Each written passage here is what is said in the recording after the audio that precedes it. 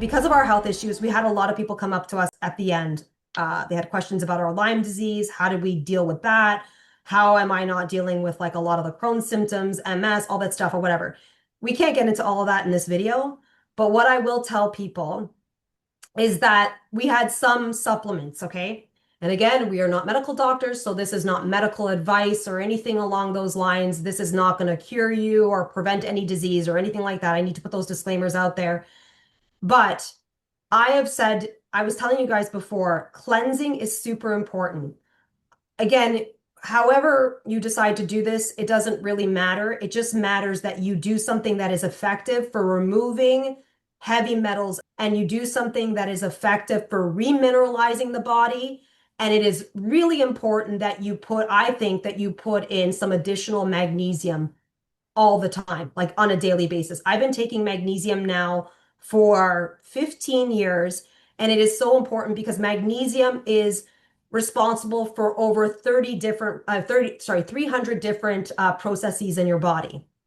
So one of the things that we have found is that because EMF creates a lot of stress on the body, magnesium is depleted rapidly in doing so and doing this.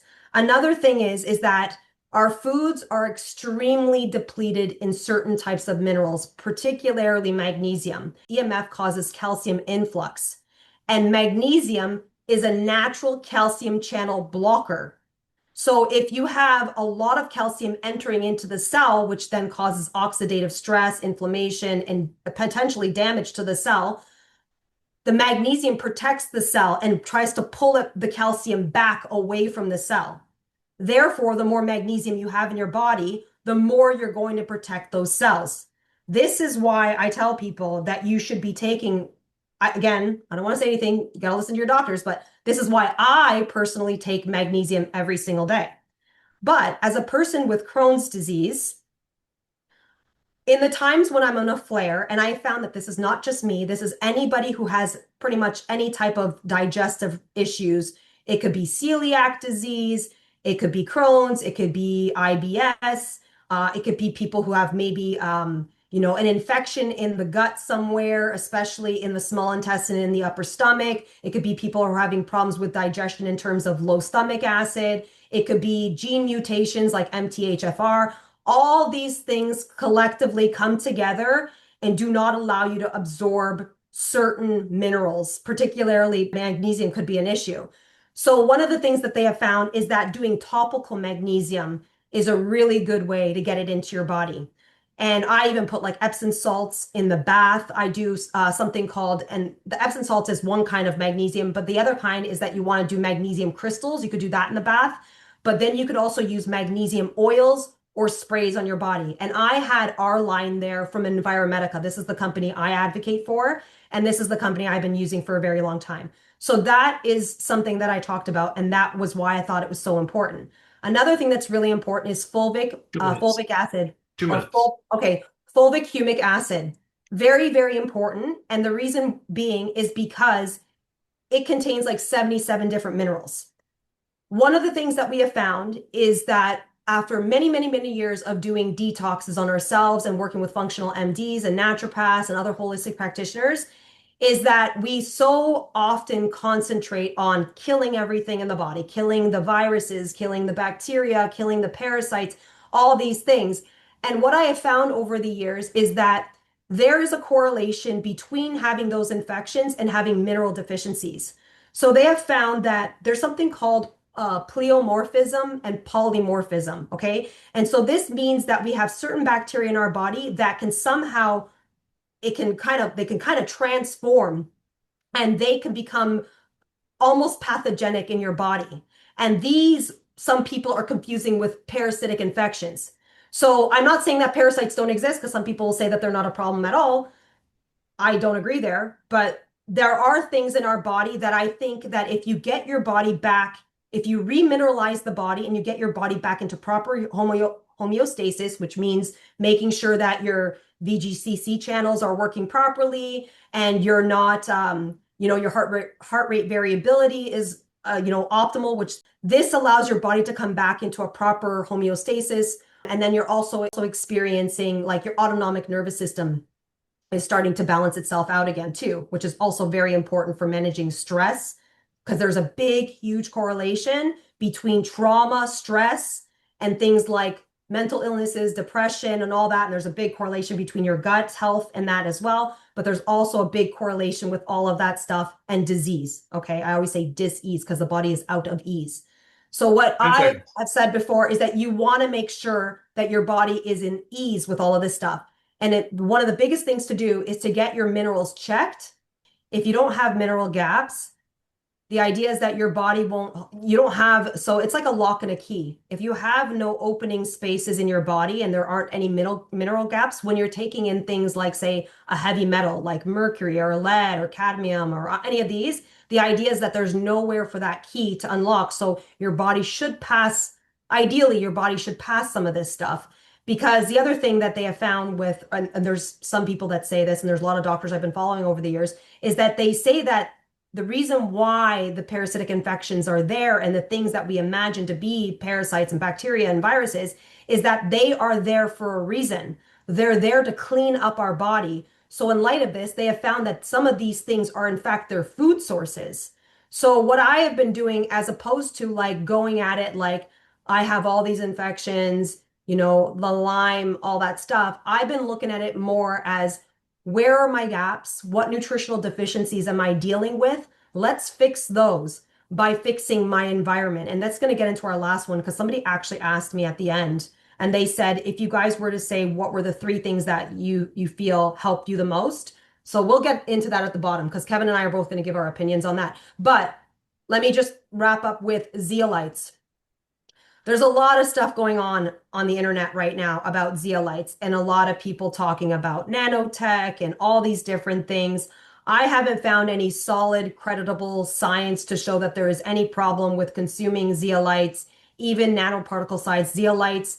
I have asked numerous people who are making these claims on the internet and they have not responded back. But I will tell you one thing, the company that I work with Touchstone Essentials, they have sent me a ton of information on showing how zeolites have been used for a very, very long time, specifically to clean up, environmental toxins. They did send me several different studies, which I will post down below, about how they were using zeolites for cleansing, right? And the thing that a lot of people use zeolites for many, many, many years in their regular size form was to start eliminating certain things from the body, doing like a cleanse, where we have found that they help with, pH values, heavy metals. And so this is why I still use zeolites. These are from a natural zeolite. There's a lot of stuff out there right now where people are doing synthetic crystalline structures in labs. I don't want to name any companies or anything like that. Some people say that there's no problem with that. I personally leave it up to nature. A crystal is a very, very intricate thing. In fact, we use crystals to basically hold information on a lot of different things in the world. Like, for instance, your computer screen is made from an LCD screen, which is a liquid crystal display.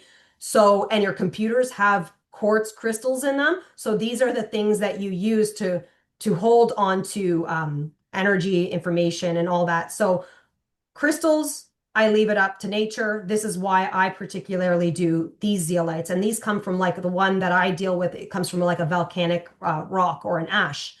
So that's what I use for cleaning up my body. The one thing I wanted to say about fulvic acid, I use these in combination because the one thing about fulvic acid, other than providing the minerals, is it's really, really good for, they say it really helps to repair the mitochondria, increase ATP levels. I've also read that it's probably one of the only things that can remove things like graphene oxide from the body, which everybody's really concerned about that these days. This is why I've included these with an EMF talk. There's a lot of other things that I've taken and done over the years. This is not by all means take these 3 things, you're going to heal your whole life and your whole body or whatever. That's like a misconception. There is nothing, there's no one magic pill, spray, one magic meter, one magic thing that you're going to do in your house that's going to heal your whole life. It is very broad in what we've done over the years, and it's very collective, and you really do need to approach this from all different types of levels. What is the best What is the best way to deal with dirty electricity? Let's talk about this because I think people were a bit confused at the show yesterday because you talked about dirty electricity filters and then you talked about how that's not sufficient. You should be blocking or cleaning that up at the actual panel itself, the electrical panel coming into your house. So if you want to touch on that a little bit. Yeah, I mean, the ideal situation is you want to do both. Um, because the way dirty electricity works, I mean, it gets generated at the device that's actually using the electricity. That's where the dirty electricity is being produced.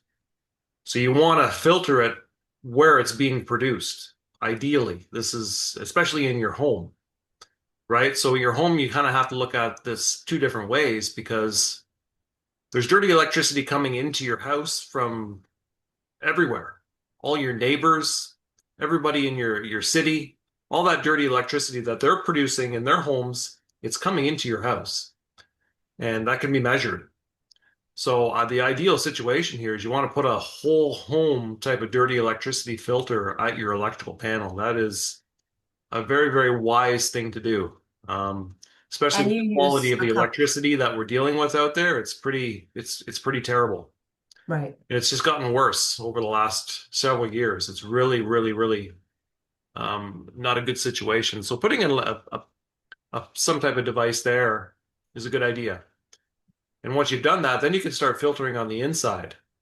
Because all that dirty, you're going to be producing dirty electricity inside your house no matter what.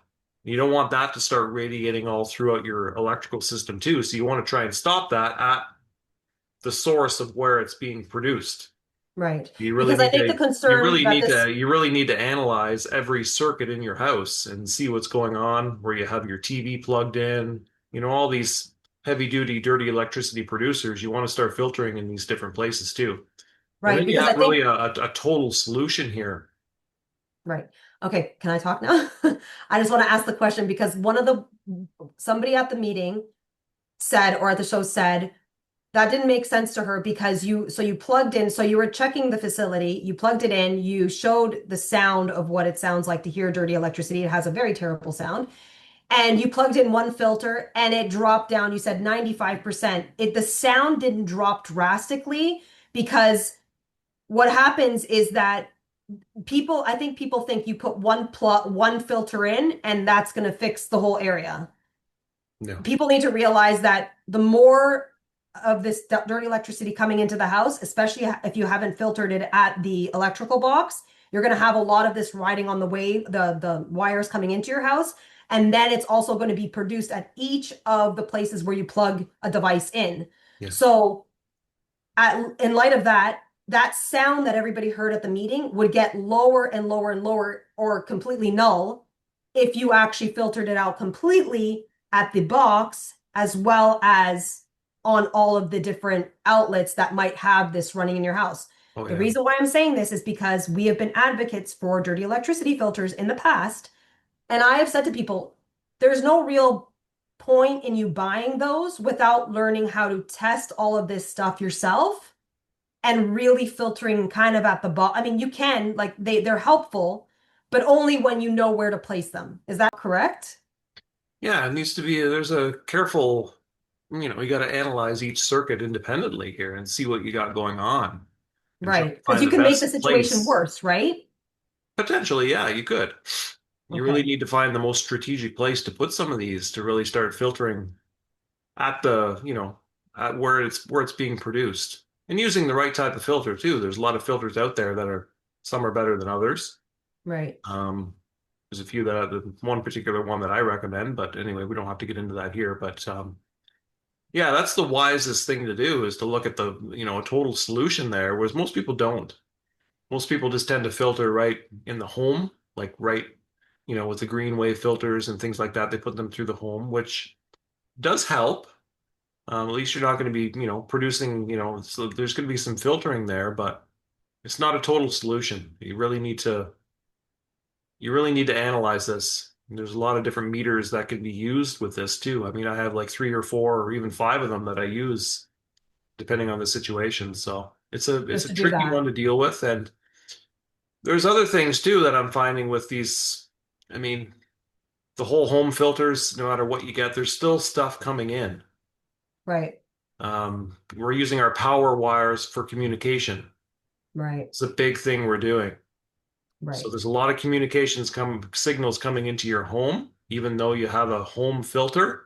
Do you want to touch on that a little bit? Because No, this is no, no, why no. we're There'll be concerned. no, This is no, why we're no. concerned Just about the smart meters, right? Because yeah, you're finding a new signal on the wire, even though we've done all this filtering, our neighbor installed, and this is what's happening. And we wanted to touch base on this in the meeting yesterday, but we didn't get to talk into this. We're finding new frequencies coming through on our wires now, even though we don't have this particular smart meter, and it's coming from the neighbors because it's somehow riding the wires because yeah, we're in a subdivision, yeah. I mean, these right? low-level communication signals now, they're using the power wires as a guide for this, and it's coming into our homes, even if you And have it's filtering. what kind of frequency? Like an RF frequency, like Yeah. subliminal messaging or something coming into our We don't house? know. We don't know. Possibly. But these high frequency signals don't tend to stay on the wires either. So I'm measuring it with my spectrum analyzer within different rooms of my house. And I have Mm. filtering. So Yeah. we got to So wonder yeah, what the heck's going on here. But that's a different, I don't want to get into that. yeah, that's going to Let's be not. another video Let's altogether, not. but we Let's did not. want to touch base on that a little bit because we didn't even get Yeah. into that in the talk because we ran out of time. A gentleman got up and he had said something. He was saying something about how there's a doctor out there mentioned that omega-6 was the way to basically um, protect your body from EMF. I honestly, I don't know anything about this. To be honest, I worked in the nutraceutical industry for 9 years, and I would tell people the absolute opposite of this. I would say we get enough omega-6 normally in our diet. And what we were finding when I worked in the industry was that most people were deficient in omega-3.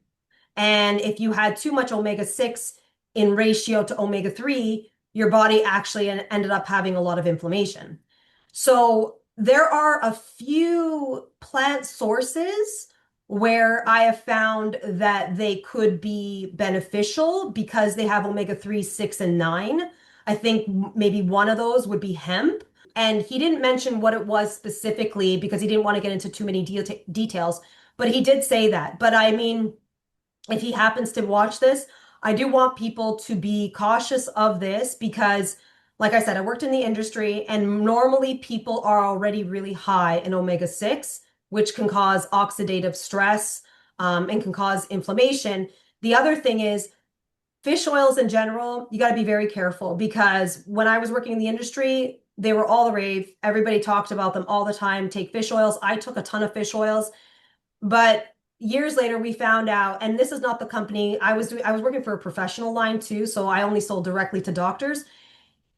A lot of the little companies out there, or these companies that may not have what's called a natural products number, an NPN number in Canada, we're finding that depending on the way that these things are packaged, they could be oxidized and they could be rancid. So you could be putting rancid oils into your body, which could be very problematic. So I just wanted to touch base on that there. To be honest, I don't really trust a lot of fish oils anymore, which is why when I was taking them, I was taking krill because krill comes along with astaxanthin, which is naturally an antioxidant that protects the fish oil.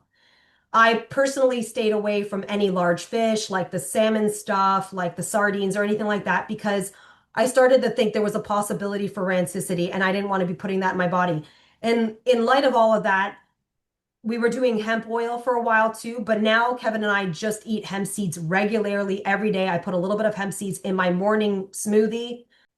There is some people who say that there's something called the SN2 position, I believe it's called, and Jack Kruse talks about this a lot. He says that the way that your body utilizes these essential fatty acids is that it needs to be in this position, and the only way that our bodies really technically utilize it is in this position, which the best source of that is still from food sources, particularly raw oysters or oysters in general being the best source. So we, for years, would eat oysters every Friday. But there is even another gentleman and a friend of mine who's also a practitioner has reached out and she says she's been following Ray Peat. And he does like a whole thing into what he did for years in terms of different diets. And he also advocates for oysters. And in light of that, she'll eat like 1 or 2 oysters a day. So I know there are now people that actually create desiccated oyster supplements, so you might want to look into that as well. But I just wanted to touch base on that. Again, some omega-3s definitely show a reduction in inflammation. So why do some people feel worse before they feel better with the Blue Shield? Okay, Blushield is propagating scalar and frequencies into your environment. On top of doing this, we do a lot of stuff with, over the years, we've done a lot of stuff with plasma technology, Rife-like technologies. Kevin and I have done ozone and all these different things for our Lyme disease over the years. And we have done a lot of what is called electromedicine. This is why I use red light therapy, because it helps with cytochrome C and all that. And we can't get into all that in this video. This is why we've used Rife, we use technologies that kind of work on that premise. So with anything that you change stick in your environment that is going to have an effect on the body, you're always going to potentially have some sort of a Herxheimer, or some people even call it a retracing event, where your body may start to experience kind of like a detox reaction. It's the same when you start certain supplements. It's the same when you start doing cleanses and parasite cleanses and all that stuff, where you kind of feel a little worse before you feel better.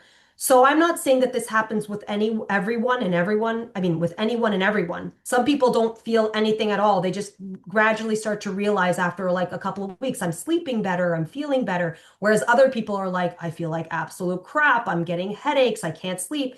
And so I tell people, if you're super sensitive, like I was telling people last night, the best thing to do is to plug in, is to either start with an entry level, which they've said before, start with something entry level, get your body used to it, and then you're going to have to go into the more expensive or the higher propagating pieces, right? That are going to give off like 4 times the strength of everything. But if you don't want to do that and you don't want to have to buy this and then have to buy like an entry level and something else, what I've told people in the past to do, and I've had to do this with a few clients that were super sensitive. Actually, one client even had really sensitive dogs that were on medications that she found that her dogs were having major issues from doing this and something else called structured water. Is what you want to do is maybe plug it in for a couple of hours a day and then unplug it. The next day, do a couple more hours. And so long as you're not feeling anything, you can continue doing that. I will pre-warn you though, the longer you do this, the longer it's going to take for your body to in what they call entrain, because the way that Blushield works is it works on something called sympathetic resonance. So actually your body's entraining to these frequencies and it's trying to basically come back into a state of rest and digest. Okay. And this is where the autonomic nervous system comes in. And this is again where we get into all of that stuff with the VGCC, the calcium channels, and heart rate variability was another thing that they saw. So that's that there. And that's how I would deal with any of that stuff there. Why can't we comment on every EMF product out there? So I had a few people that came up and they were like, can you test this thing that I bought? Can you test that thing? Again, with a lot of these other devices that are like, they claim that they're putting off like harmonizing frequencies, but it's all used through holographic technology or something like that. Some of these things they don't have a measurable field that we can measure with a meter. So we couldn't test that stuff. Again, it's a lot of the way that stuff is done is based on they're like hooking people up to EEGs on their head and they're showing that the brain seems to be presenting with less inflammation or people seem to be going into a calm state. Normally, that's the kind of studies that people do there. There isn't anything that's super tangible where we can like pull out a meter and be like, yep, this is blocking. Unless it's actually literally a blocking shielding material, you can't really test that stuff. It's all based on people's usage and how they feel from using that type of technology. So we couldn't really do much of that there. A lot of people asked our advice on stuff. I don't know if you got this, Kevin. I got it like 3 or 4 times. And I said to them, yeah, I feel like maybe that stuff can be helpful, but I've never tried it. So I can't tell you either way. Did you get that too? Or was that just Yeah. me? You Yeah, got yeah, that yeah. too? Yeah, If I don't know anything about the product and the technology it's used, and if there's been any testing done, like I can't really, I'll give you my 2 cents, maybe, but I can't really give you a great opinion on it because yeah, I've never used it. So right, it's tough. It's tough because there's a lot of different products out there, a lot of them. right, right. So Okay, so then let's just get on to the next question then. It says here, why did we go deeper into the EMF health effects? The reason why we didn't is because I created an entire website. Can you just stop here and go over to your website? where I've listed out all the stuff on the health effects because I want to show people exactly where I've posted all of this. So if you go to Kevin's website at energyalignmentsolutions.com, one of the things that we gave to everyone as a gift was if you go under About Us, if you show people, go to About Us, and then you see 8 powerful ways to reduce your EMF exposure. Again, that was with the QR code. The QR code would send you to this link directly. Click on it and scroll up because I can't see anything on the screen. Can you make this? Okay, no, maybe leave it that way. So these are a practical guide to reducing your exposure to non-native EMFs. It says here, it starts with awareness. So I think we've given you the awareness on how important it is to do this. Because the reason for this is because we wanted to start off with telling you guys that we use so many different meters because we think what's happening in the world right now is people are getting a false sense of security by going out and buying one meter and being like, yep, I checked my house. I have no EMF. But that's not the reality that we're finding. We've had people that have actually checked their house. We've gone there and we're like, it's still terrible in here, right? So that's one thing. This was the whole reason why we're going around trying to do these talks is because we want to make people aware of these different problems that we're seeing in the industry and that we're seeing in people's homes, in their offices, their cars, everywhere. So then here I've got 8 powerful ways to reduce EMF exposure starting today. So a lot of people ask me like, oh, well, what can we do ourselves? So these are 8 things that you can do. And I've touched on some of these that you can do right away for free. And we walk you through how to do them. So turn off your Wi-Fi at night. That's one. I'm not going to go through each of these because you can read through them. So number 1 is turn your Wi-Fi off at night. And we tell you, you can basically either unplug it, go hardwired, or you can actually even put it on a timer if you go up. And then again, I also have links in each of these. If there's a study, I link to a study. If there's a place where we purchase certain things, I will put it there. If there's a video that we've done about that topic already, which Kevin has done so many videos about this on his channel, I've included the actual videos of him walking you through this. So then we've got turn your phone. Where's number? Oh, you just went right past number 2. Number 2, turn your phone off or use airplane mode. So this is a simple thing that you can do when you're not using your phone and keeping your phone at a distance. However, somebody did mention at the meeting that, oh, I turn off my phone all the time. We can't go through this today. We will do a separate video about this, but we have found that some of the newer phones and some of the newer smart technologies, for some reason, you're turning off the Wi-Fi signals on them. And we're finding this with some of the newer routers too, but they're not really letting you turn off the Wi-Fi. It's still coming on, or we found some things that are happening. That's my phone is trying to connect to my car. It's just automatically turning on the Bluetooth, even though I'm not doing that. And then in light of looking into all of that, we found out that some of the newer phones are also emitting radar. And Kevin was saying so many people are concerned about privacy breaches. Well, radar can find you up to the what? The centimeter, you said? Yeah.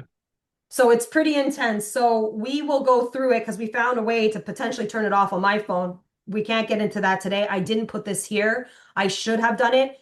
But nonetheless, using airplane mode will still help. So we tell people to do that. Sorry. Okay, so then we got 3 there, but I've also included a video there. Okay, I'm going to get into 3. Avoid Bluetooth headphones and AirPods. Please do not put these AirPods into your ears. They are absolutely terrible. I'm just going to give you a little example here. I worked for one of my bosses many years ago. Kevin and I actually worked for the same company, engineering company, and I had one of my bosses. He was not even, I don't think he was even in his 40s. And he was in his 30s at the time. This would have been, I don't know how many years ago when we first met, like 20 years ago. And he used to walk around with headphones in all day long, whether he was on the phone or not. He was just had them in his ears all the time. And when Kevin and I left that facility, I found out a couple of years later that he in fact died of a brain tumor. And it's interesting because we've seen other people who either put a phone up to their head or they have these things in their ears. And again, I'm not making any medical claims. And it's just interesting that they have developed tumors on that side of the head, or they've ended up with, we actually went to one guy who had a major salivary gland tumor. So again, I showed you there is a study that shows that there's direct correlations to certain types of cancers in the head. They're even saying some thyroid cancers from using these devices on your head. And again, these studies were done on big, huge men. So if you got teenagers and kids, because they're saying that the skull and the body isn't even fully developed until after the age of 18, they're walking around with those things in their heads. You can only imagine. So again, I include some of that information there and why I include that there. Then the next one is create a low EMF sleep environment.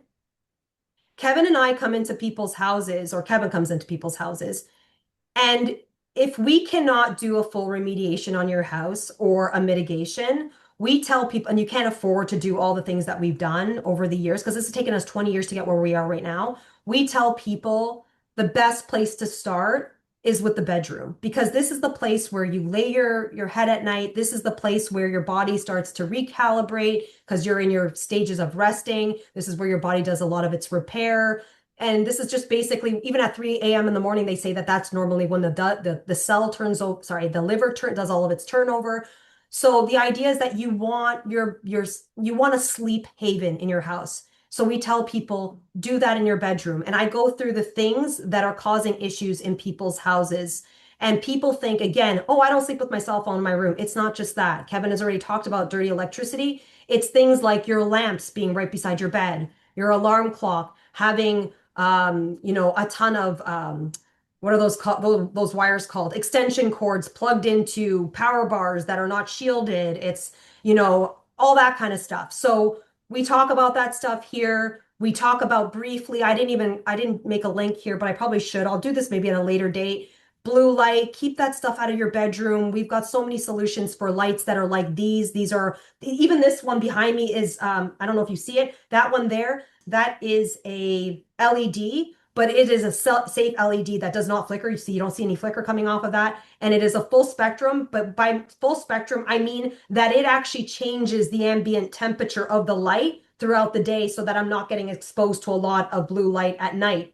So we'll talk about that as well, because a lady actually asked me where we get those from. And you know what? I'll post that down below, because we have a company for these ones in particular, because a lot of LEDs out there are not good and they are giving off EMF.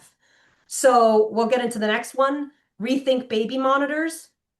Honestly, guys, we don't have the greatest solutions for baby monitors. Everything we've really tested hasn't been great. We actually even tried to work with a company who was saying that their baby monitors were low EMF. We got some in to test them. We weren't really impressed with the readings that we were getting. So again, you want to keep this stuff at a distance. The further away from you, the better, right? The further away from your child, the better. We found that the ones that are just audio are going to be usually better. The ones that are hardwired are going to be better than wireless. And the ones that have these like activations for like video cameras and stuff tend to be the worst. We do have a solution there for people that need to have them or use them. I don't know how well they work. It's from our supplier called nnEMF. And they do have these like shields that are clear that you can put in front of them to kind of like block some of the radiation from being directly targeted at your child. So again, if you don't need them, we would suggest don't use them. Keep EMF radiating devices off your body. I think we covered this already. Kevin actually created this here. He goes through a few different ways to use some of these things that you normally would use in your house, like your laptops. There are trays that you can put on your lap. Again, guys, our best solution is to have a desktop computer and to be hardwired back in.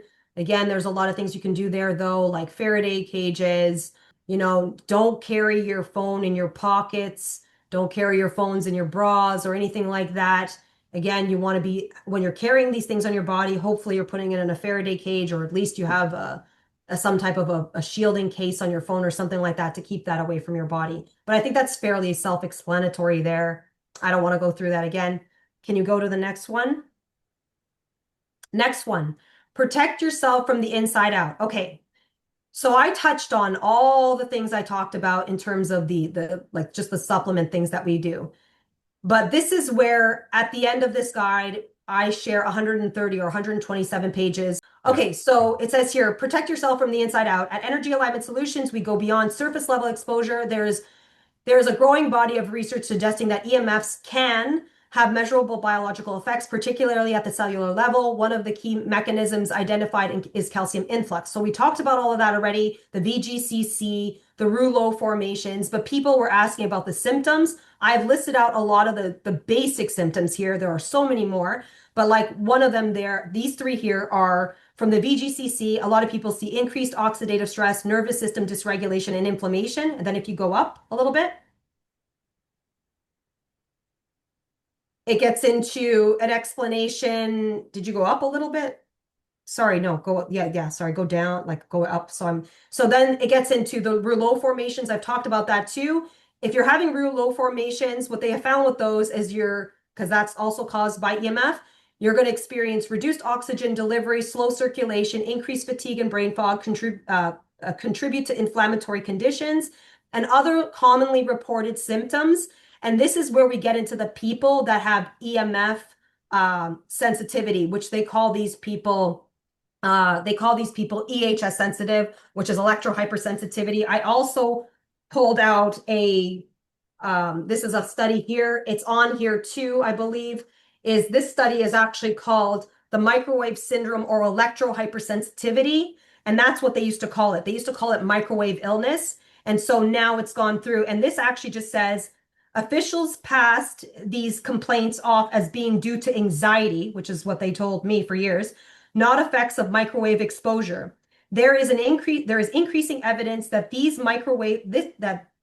evidence that the microwave syndrome or electro hypersensitivity, EHS, is a real disease that is caused by exposure to EMFs, especially those in the microwave range.